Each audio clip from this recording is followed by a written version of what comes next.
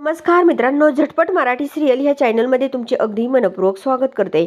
लग्नानंतर होईलच प्रेम ह्या मालिकेच्या आजच्या भागामध्ये असं बघायला मिळतं की आता इकडे ही आपली मालिंदाई जी असते ती ही काव्याला बोलते की काव्या, अगं आपली नंदिनी एकटी पडायला नको, तू तिला साथ दे, असं मालिनीताई काव्याला सांगत असतात.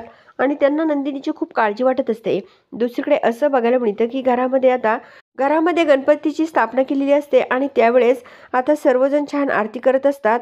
इकडे आता काव्य जी आहे ती वसुआत्याला बोलते की नाही, तुमचा खरा चेहरा मी सर्वांसमोर लवकर आणला तर नावाची काव्य नाही, असं म्हणत आता पार्थ आणि जीवाजवळ असतात ते सुद्धा या आपल्या काव्याच्या हातावर हात ठेवतात आणि बोलतात की आम्ही सुद्धा तुम्हाला साथ देणार आहोत.